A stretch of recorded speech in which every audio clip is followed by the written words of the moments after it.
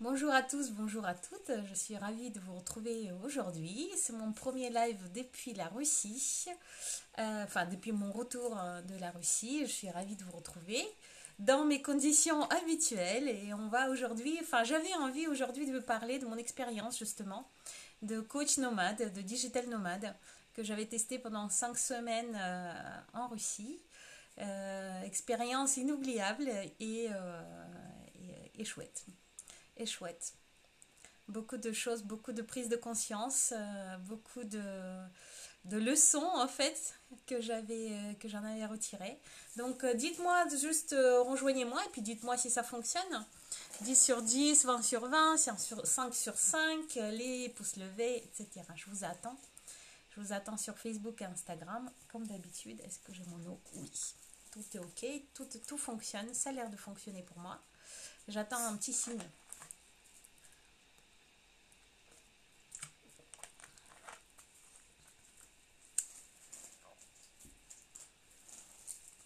Allez, allez, ça va être chouette, hein. On va discuter des zones de confort, des expériences, des choses qui vont pas comme on voudrait. Ça va être cool. Ça va être cool. Moi, en tout cas, je me réjouis de pouvoir partager ça avec vous parce que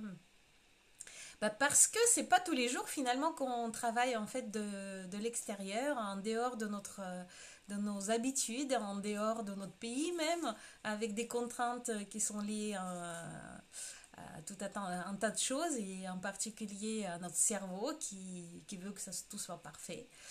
Et en fait, c'est une sacrée expérience. Et bah, je viens de prendre les billets pour le mois d'octobre. Donc, moi, ça m'a bien plu, ça m'a bien servi en plus. Et du coup, je recommence. Je recommence au mois d'octobre. Allez, allez. Encore un petit instant pour que vous me dites si ça fonctionne bien, si vous me voyez bien, si vous m'entendez bien, que vous me rejoignez. Je pense que vous êtes probablement sur la terrasse, peut-être encore des cafés, vous êtes en train de prendre l'apéro avec la famille, j'en doute pas. Et ben vous pouvez allumer tout à fait votre téléphone et puis regarder un tout petit peu. Pour celles et ceux qui vont voir le replay, bah, je vous salue.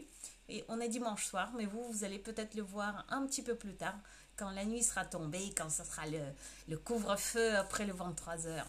Je comprends que l'heure de 18 heures n'est pas très évidente, mais il est pratique pour moi. Donc voilà, moi c'est important pour moi que ça soit confortable pour ma famille, que ça soit confortable pour moi. Donc pour le moment, ça sera ça l'heure de mes lives. Pour celles et ceux qui veulent me rejoindre, je les attends. Encore, allez, 10 secondes et je vais démarrer.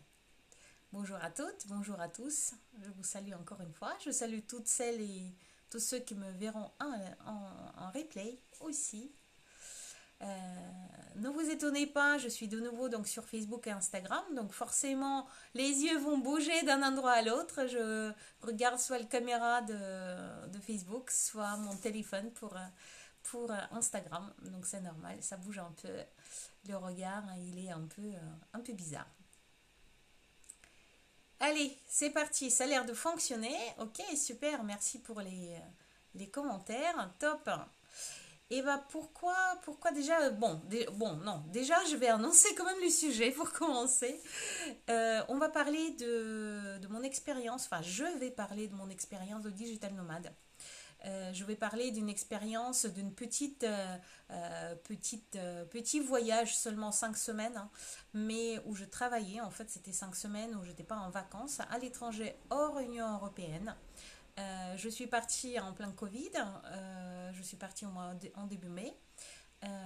Donc en fait, quand il y avait encore tout le couvre-feu, les masques, tout était encore fermé ici. Il fallait les attestations de tout genre pour partir dans l'Union européenne et surtout à l'extérieur. Donc il fallait des papiers un peu spécifiques pour pouvoir sortir de la France. Et en fait, je voulais en parler parce que c'était mon projet. Mon projet d'il y a de 2 ans que j'avais conçu, c'est de travailler moitié de l'année au bord de mer. Je m'en fous, je voudrais travailler au bord de mer l'été. Je voudrais profiter des voyages, je voudrais voyager. Je n'ai plus choisi un métier où il y a un bureau et je n'ai pas de bureau et j'en aurai pas par choix. Je voudrais en fait être libre de mes déplacements et donc je voulais tester qu'est-ce que c'est que ça. Je voulais vraiment essayer une première expérience un petit peu spéciale. Ça en plus ça se développe. Je vois autour de moi de plus en plus de personnes qui veulent tester l'expérience de travailler peut-être en ligne, de découvrir des métiers en ligne comme bon, le community manager par exemple, les storytellers. Il y a beaucoup de métiers aujourd'hui où on peut vraiment travailler de n'importe où avec notre ordinateur. Avec le développement de télétravail, pas mal de personnes ont aussi testé de travailler de leur maison de vacances, surtout des Parisiens qui sont partis avant que le couvercle se ferme. Donc aussi, voilà, ça c'est aussi des expériences que les gens ont vécues et je pense que ça va se développer. Et en plus, étant zèbre, ma valeur première est la liberté. Et parmi mes collègues zèbres ou parmi mes connaissances zèbres, c'est vraiment une des valeurs premières. Donc j'imagine que travailler par exemple n'importe où, ça peut être aussi une idée qui vous trotte dans la tête. Donc j'avais envie de partager en fait qu'est-ce que ça donne quand on le teste vraiment. Il faut dire que donc moi j'avais, si je donne des faits, je suis partie en Russie, je suis partie 5 semaines. Au départ c'était prévu 3 semaines, mais j'ai décidé de rester parce que c'était trop bien et parce que j'avais pas fini ce que j'avais envie de finir au niveau du travail. Donc c'est hors Union européenne avec toutes les choses que ça implique. Il faut dire que moi je parle couramment russe et l'endroit où j'étais partie c'est mon endroit de vacances habituel. Donc j'en possède là-bas un appartement, une maison. Je n'étais pas dans un hôtel, mais c'est une maison qui n'est pas prévue du tout pour le travail, qui n'est pas du tout prévue pour d'ailleurs le mois de mai. J'ai eu très froid au départ. Donc il a fallu beaucoup en plus de choses que juste le travail.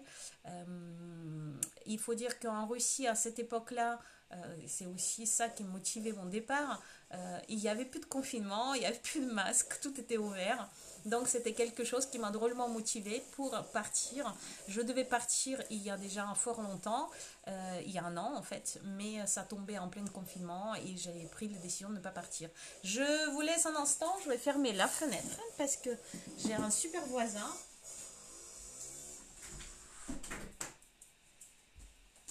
qui s'entraîne avec sa petite moto.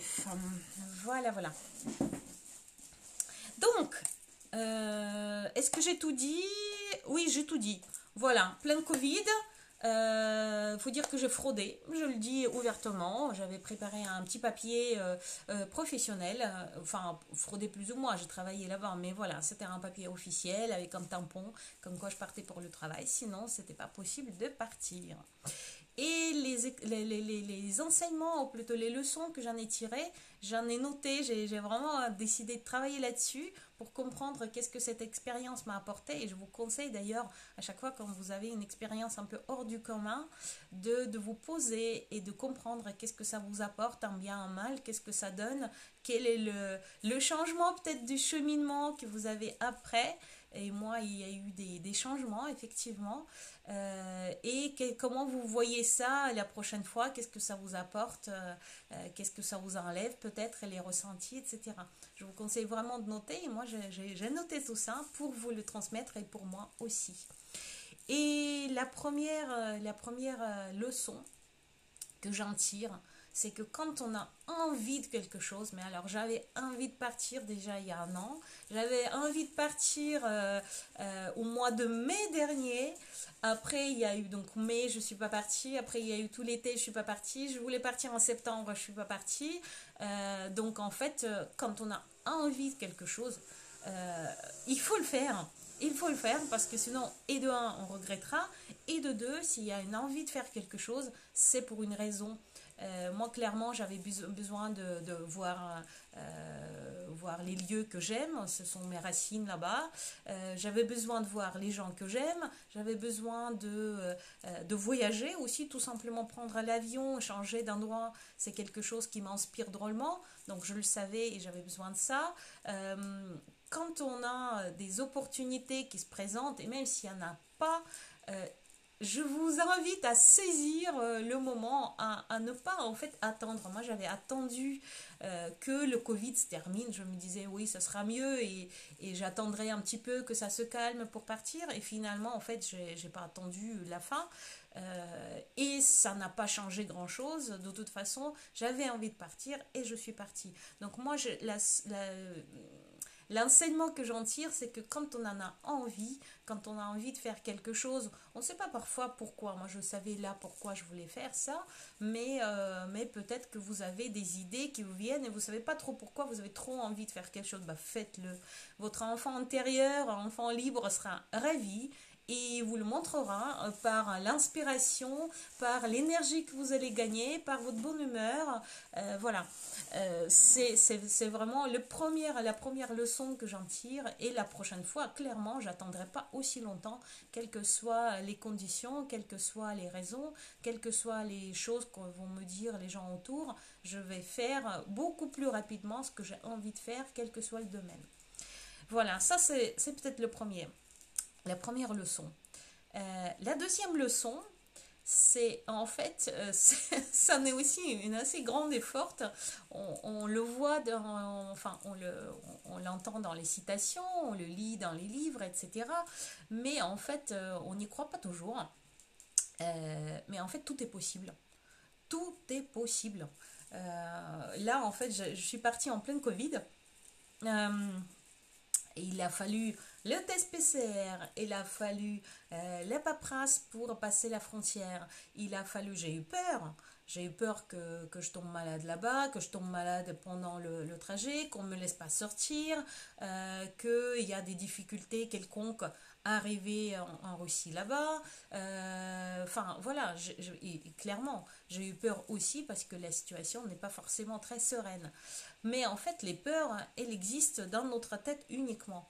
Il faut dire que personne ne m'a demandé, ou presque, enfin en France, personne ne m'a demandé le test PCR pour prendre l'avion pour partir là-bas. Là-bas, les règles qui sont imposées, je ne les ai pas suivies et rien ne s'est passé. Je ne suis pas tombée malade. J'ai trouvé sans problème comment faire mon test PCR pour revenir ici. J'avais peur de ne pas avoir Internet parce que c'était ma maison de vacances et j'avais pas Internet.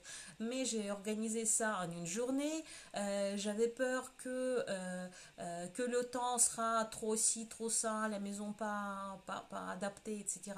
Et ben en fait, tout se règle.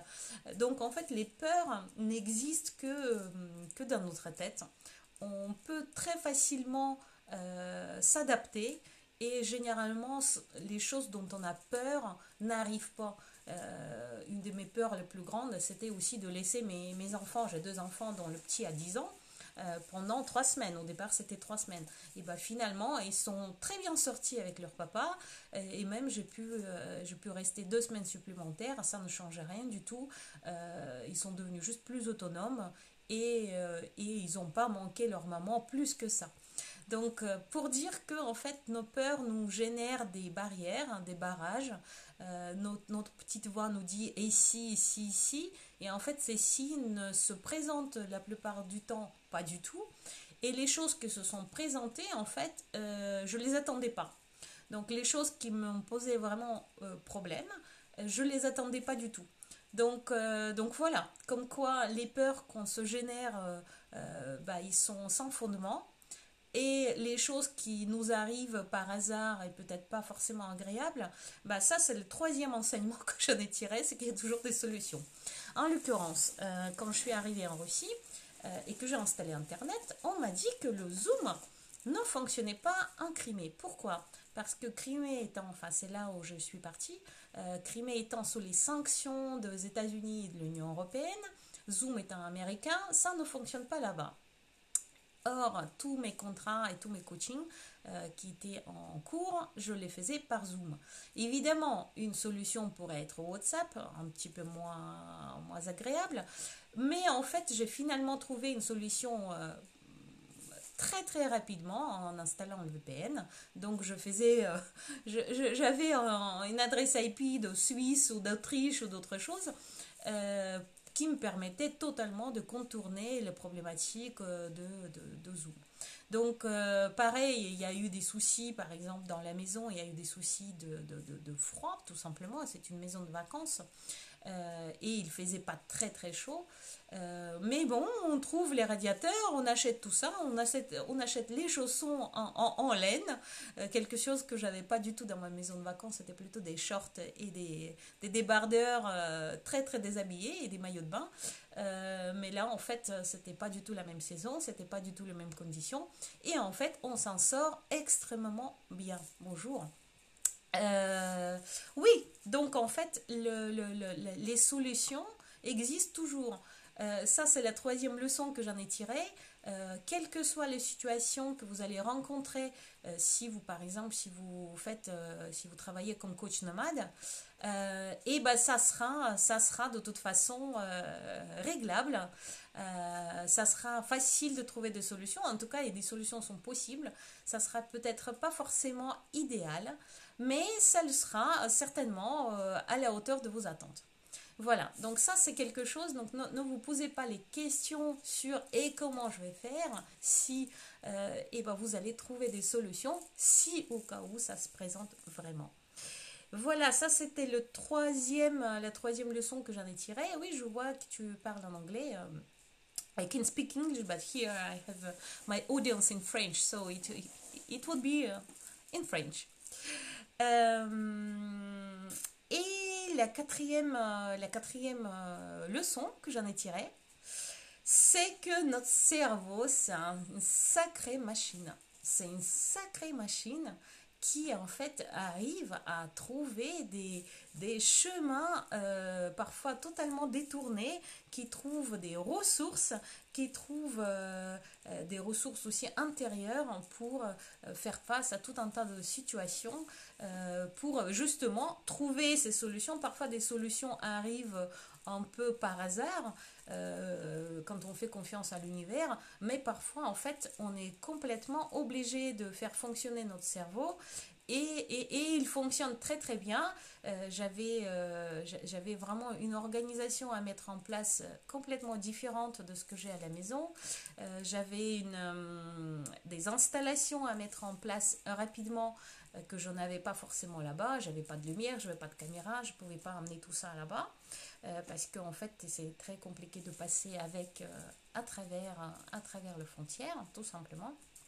Donc, je trouvais des solutions pour me faire commander rapidement, faire livrer, etc. etc. Le cerveau trouve des solutions très très rapidement. C'est une sacrée bonne petite machine.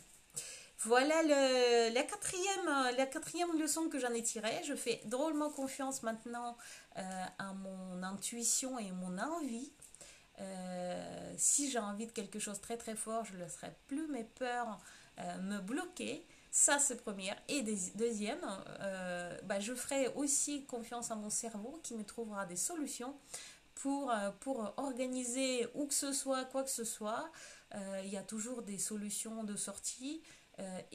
Au final, en fait, elles étaient très très bonnes, elles étaient très bien adaptées. Toutes les solutions que mon cerveau et l'univers m'a trouvées étaient parfaites pour l'endroit. Voilà les quatre. On en est aux quatre leçons. Je continue. Vous avez des questions? Est-ce que vous avez des remarques? Est-ce que vous avez des commentaires? On parle toujours de... Enfin, je parle pour le moment en monologue de mon expérience de coach nomade, de digital nomade en Russie, de 5 semaines. J'en partage tout simplement mes enseignements, rien d'extraordinaire, mais il se peut que ça va vous servir. En tout cas, moi, ça m'aurait plu, je pense, que quelqu'un qui fasse une expérience comme ça puisse me partager son retour pour que je puisse peut-être me libérer de mes peurs un peu plus. C'est pas pour donner des conseils, des astuces, etc. Pas du tout. parce que chaque situation est différente et nos peurs sont différentes. Mais c'est plutôt pour se libérer d'un certain nombre de choses qui peuvent bloquer pour faire ce qu'on a envie de faire. Et là, je parle clairement de l'expérience de digital nomade. Vous avez peut-être envie complètement différente, une envie de faire autre chose qui est un peu déconnant et tout le monde vous dit mais non, mais c'est pas le moment ou c'est pas la bonne situation, etc. Et vous avez envie de vous lancer, et ben ça peut vous aider aussi parce que la situation finalement n'est pas très différente, et l'expérience ou peut-être les enseignements seront probablement les mêmes. Allez, on continue. N'hésitez pas à commenter. Je répondrai à tous les commentaires, je vois le chat et sur Facebook et sur Instagram, donc avec plaisir. Ma cinquième leçon que j'en ai tirée, c'est que sortir de ses habitudes permet vraiment de prendre du recul sur les détails, sur les choses qui nous paraissaient hyper importantes, comme moi ici, le fond que j'ai derrière, ou peut-être la lumière, ou peut-être les caméras, ou peut-être l'heure à laquelle je fais mon live, ou peut-être la préparation que je fais pour faire le live, etc., etc. Il y a tout un tas de choses auxquelles je faisais attention ici. Par exemple, je faisais pour Instagram, je faisais quand même un calendrier éditorial. J'avais à l'avance des posts que je comptais faire, etc. Tout a été drôlement basculé là-bas parce que la vie n'est pas le même, parce que l'horaire n'est pas le même, parce que mon humeur n'était pas du tout le même, mon entourage était complètement différent. Donc en fait, les habitudes volaient en éclats et ça faisait ressortir des choses vraiment importantes que j'avais envie de garder, qui étaient importantes pour moi, pourquoi je suis venue, les détails auxquels vraiment j'ai pensé et tant mieux, parce que c'était vraiment important. En fait, ça permet de faire focus en fait, d'avoir un focus sur des choses qui importent. Et c'est des choses que je compte garder tout le temps. Ce sont des choses que je compte améliorer même avec le temps parce que ce sont des choses qui importent. Par exemple, avoir avec moi mon carnet de coaching. J'ai un carnet où je suis toutes mes clientes en coaching avec mes cartes de suivi. Ça, c'est quelque chose que j'avais pris avec moi et c'était extrêmement important. Et heureusement que j'ai pris avec moi. J'aurais pu penser que je n'allais pas noter. Il y avait 5 semaines de coaching, au départ même 3, donc pas tant que ça. Mais ça m'a énormément servi. Faire une sauvegarde par exemple avant de partir et avoir les choses sur un disque dur externe, c'est quelque chose qui m'a drôlement servi aussi. Et heureusement que j'y ai pensé et ce sont des choses importantes. Quand on se déplace, la sécurité de l'information, la sécurité de nos données, c'est quelque chose à quoi j'avais pensé en partant et ça m'a drôlement servi. Ensuite, par exemple, les choses qui n'importaient pas du tout, c'est pour le coup le lieu où je fais les lives ou les posts que je fais dans quel ordre ou à quelle heure, etc.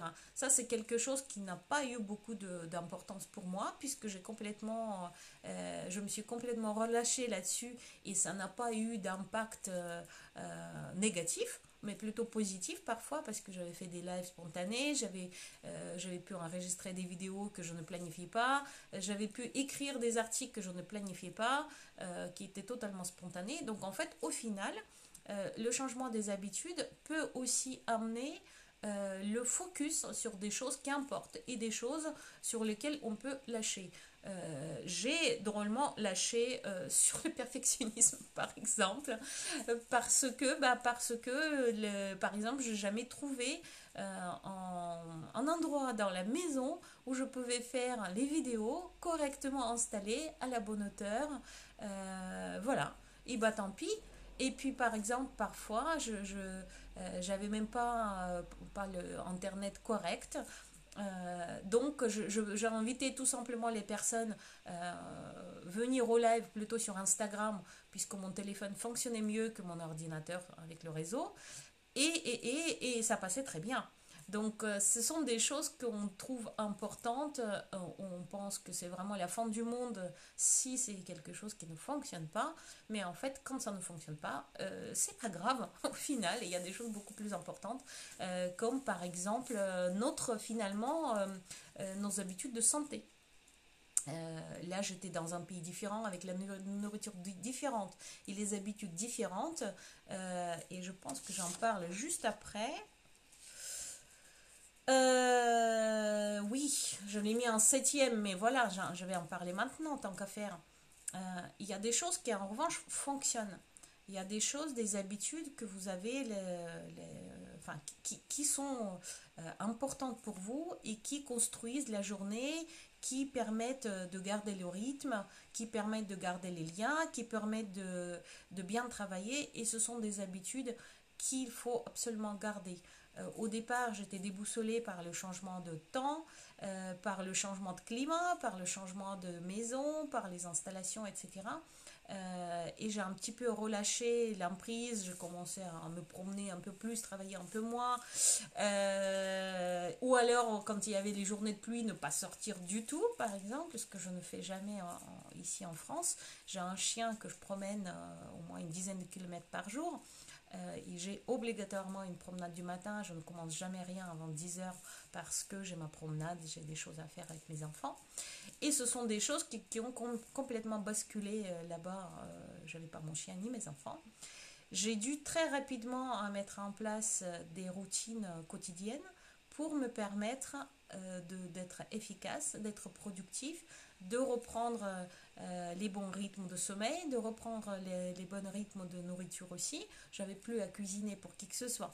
Donc c'est sûr que ça changeait pas mal la donne, mais pour reprendre en fait des bonnes habitudes qui nous permettent d'être structurés dans la vie et dans le travail, qui nous apportent de l'énergie, qui nous apportent la productivité, qui permettent en fait de structurer la journée, de structurer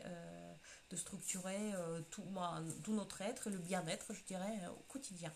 Donc ça, c'était un enseignement que je ne m'attendais pas à l'avoir du tout, parce que je me disais, ah bon, je vais me relaxer, je vais changer des habitudes justement, ça va me faire du bien, etc. Oui, à un certain niveau. Il a fallu quand même que je revienne. Oh, j'ai envie d'éternuer. Non, ça passe. Ok, très bien. Ça a eu quand même l'impact, bah voilà, inverse de ce que j'avais pensé. J'ai vite décidé de remettre des bonnes habitudes en place pour pouvoir suivre mon planning déjà, parce que j'avais un planning de coaching, pour pouvoir suivre ma journée de façon le plus juste possible pour moi.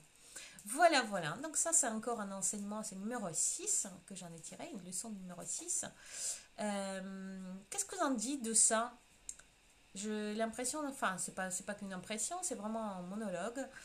J'aime pas forcément des monologues. Est-ce que vous avez des remarques, des expériences peut-être que vous avez vécues, que vous auriez vécues, des choses qui vous ont parlé dans tout ce que j'ai dit? Est-ce qu'il y a quelque chose qui vous parle? Est-ce qu'il y a des choses que vous repérez pour vous? Est-ce qu'il y a des choses qui ne vous parlent pas du tout? Ou peut-être des croyances limitantes que je suis en train d'un petit peu de questionner chez vous? Est-ce que, en tout cas chez moi, j'ai questionné pas mal de croyances limitantes. Je pensais que je pouvais travailler jour et nuit, quel que soit l'endroit, et je me suis rendu compte que l'endroit importait énormément, et trouver par exemple son endroit de travail qui est confortable, qui est agréable, qui est inspirant, c'était hyper important pour moi. Je ne le pensais pas à tel point. Et d'ailleurs, j'ai compris que le seul moyen pour moi de travailler de façon efficace, c'est d'être dans mon lit, donc semi-allongé. Et donc j'ai dû trouver un canapé, enfin une sorte de canapé-lit dans la maison là-bas, où je pouvais travailler allongé, parce que à table, ce n'est pas possible pour moi. Et c'est quelque chose que j'ai appris sur moi, que même ailleurs, à table, ce n'est pas possible. Donc voilà, ce sont des enseignements aussi qu'on tire sur nous-mêmes. Alors la septième leçon que j'en ai tirée, c'est que heureusement, Je me suis confortée à mon objectif tôt, c'est-à-dire j'ai fait cette expérience. Ouais. Qu'est-ce qui m'arrive là? J'ai encore envie d'éternuer. Je vais boire un coup parce que les éternuements là, ça m'empêche de vous regarder correctement. J'ai les yeux qui se voilent de larmes parce que j'ai envie d'éternuer.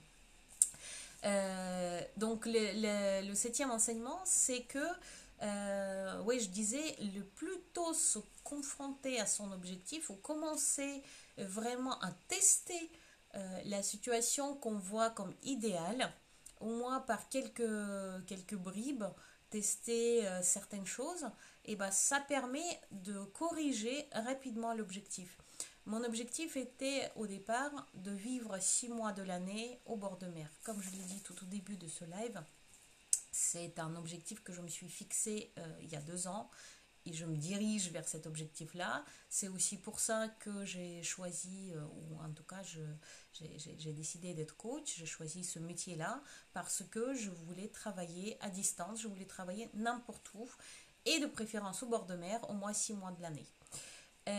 Et ben, je me suis rendu compte que peut-être 6 mois de l'année, être au même endroit, là en l'occurrence à l'endroit où je suis partie, je me serais probablement ennuyée, d'une part, et d'autre part, revenir à une vie différente 6 mois plus tard, c'est assez compliqué. Là aujourd'hui, ça fait une semaine que je suis rentrée, très exactement. J'ai passé une semaine un petit peu dans le brouillard. Je continuais à faire des choses un peu en automatique. J'ai toujours des coachings en cours qui me structurent. Mais par exemple, j'ai eu du mal à écrire des articles, j'ai eu du mal à faire certaines choses que je me suis planifiée à faire. Voilà, ça veut dire que là c'est un retour de 5 semaines. Si on revient au bout de 6 mois, j'imagine que la difficulté elle est beaucoup plus importante. Donc là, aujourd'hui, j'ai un petit peu corrigé le tir en me disant, je vais tester déjà des petits voyages, pas tout de suite 6 mois de l'année, un départ pour si longtemps, mais peut-être un mois de temps en temps, peut-être plus souvent dans l'année, peut-être aux endroits différents qui me permettront de voir autre chose, du coup je m'ennuierai pas, j'aurai des découvertes en plus, et non pas 6 mois de l'année à un endroit et puis 6 mois de l'année à un autre endroit. Voilà, donc ça, moi, ça m'a permis en fait de corriger mon objectif et en tout cas me dire, tiens, avant d'aller droit vers le but, vers cet objectif-là, je vais tester d'autres façons. Il se peut que la façon que j'avais choisie n'est pas la bonne. L'objectif est bon, d'être souvent ailleurs et travailler souvent d'ailleurs pour découvrir des choses, pour avoir d'autres environnements, pour être plus inspiré, etc. Mais il se peut que 6 mois de l'année vivre à un endroit et 6 mois de l'année à un autre n'est pas un bon objectif pour moi. Donc voilà, la leçon est la suivante, c'est confrontez-vous le plus rapidement possible aux solutions qui s'offrent à vous pour atteindre votre objectif. Il se peut que l'objectif est bon, c'est-à-dire l'objectif en termes de ressenti, en termes de comment j'ai envie de me sentir, qu'est-ce que ça va m'apporter, mais il se peut que les solutions qui vous mènent vers cet objectif ne sont pas les bonnes. Et il y a peut-être des corrections à faire, et il vaut mieux ne pas trop vous enfoncer sur un chemin avant de corriger. Donc voilà, ça c'était l'enseignement numéro 7. Toujours pas de commentaires. Vous êtes bien sur vos terrasses, je parie, en train de siroter l'apéro. Et bah dans ce cas, ce que je vais faire, c'est que je vais rapidement aller jusqu'au bout, puisqu'il nous reste plus que deux leçons que je voulais vous partager. Et j'en ai noté une 10e juste avant le live. Donc encore 3 leçons. Et moi aussi, je vais aller siroter mon apéro avec ma famille. Vous allez voir dans ce cas ce live en replay. Parce que je vois qu'il y a des personnes qui se joignent à moi et puis qui repartent. Donc j'imagine que vous avez des choses plus importantes et intéressantes à faire. Et c'est normal et c'est tant mieux pour vous. Alors, le 8e enseignement que j'avais noté pour moi, c'est que, et je le savais mais je ne pensais pas à tel point, c'est que un changement mais qu'est-ce qui m'arrive? J'ai vraiment envie d'éternuer tout le temps. Wow. C'est qu'en changeant l'environnement, on a vraiment des belles rencontres qui vont nous arriver. On a des opportunités qui arrivent à gogo. Pour ne citer que ça, j'ai rencontré en plein milieu d'une balade, on va dire, d'où d'ailleurs j'ai fait un petit live, un lieu énergétique, une très très belle montagne au bord de mer, enfin un rocher plutôt, où avant c'était un lieu énergétique des peuples bon, de différents peuples. Il y avait des Genevois qui faisaient, il y avait des skifs enfin il y a des tombes des skifs là-bas, il y a un labyrinthe aussi, donc il y avait certainement des rites qui étaient menés là-bas. Enfin voilà, un lieu énergétique qui était utilisé par plusieurs peuples qui sont passés par les Crimée. Et j'avais fait un live, et en faisant mon live là-bas, j'ai discuté avec des personnes qui étaient autour, qui ont vu que j'étais avec une caméra, qui ont vu que je parlais français. Et il se trouve que j'ai rencontré une coach russe qui travaille donc avec les Russes en Russie et qui organise aussi des retraites énergétiques, des retraites pour se retrouver, enfin différentes choses en Russie, en Crimée, et qui connaît très bien les endroits. Et on a échangé des adresses et on va tenter des expériences en commun, puisque c'est quelque chose qui m'aurait bien plu de faire, d'organiser les voyages découverte et coaching en Russie, à l'endroit en Crimée où je suis partie. C'est un endroit que j'adore et qui est vraiment, vraiment bien, bien pour ça. Et voilà, donc c'est quelqu'un que j'ai rencontré par pur hasard en plein milieu d'une visite, d'une balade, sans pour autant de rechercher forcément ce genre de rencontre. Il y a eu d'autres rencontres humaines qui m'ont beaucoup plu, des discussions dans le parc, enfin voilà, des rencontres dans l'avion aussi. J'ai rencontré un monsieur canadien qui m'a parlé avec son charmant accent dans l'avion.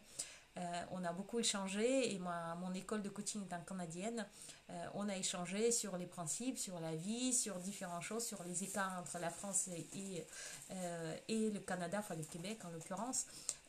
Et ça m'a énormément inspiré pour mes écrits, pour mes lives, pour mes publications, pour moi, pour mes clientes aussi. Voilà, donc un changement d'environnement nous apporte le changement aussi dans notre entourage, des nouvelles rencontres et donc de nouvelles choses qui nous arrivent, des nouvelles expériences, des nouvelles idées aussi, des nouvelles opportunités.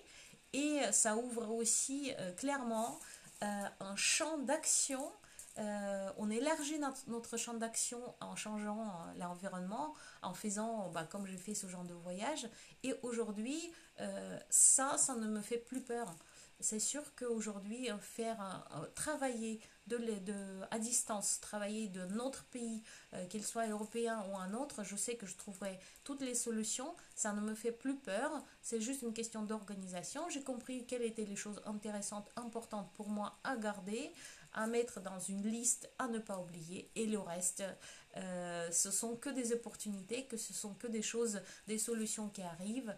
Et c'est vraiment, ça donne beaucoup de liberté pour continuer sur ce chemin-là ou sur d'autres chemins.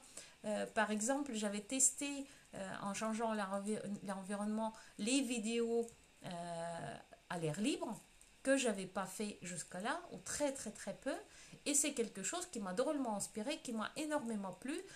C'est quelque chose qui m'a vraiment été facile à faire, et clairement c'est quelque chose que je vais refaire certainement même en France parce que c'est maintenant facile pour moi, c'est inspirant pour d'autres personnes, et donc c'est des choses à faire. Ce sont des nouvelles opportunités que je découvre pour moi.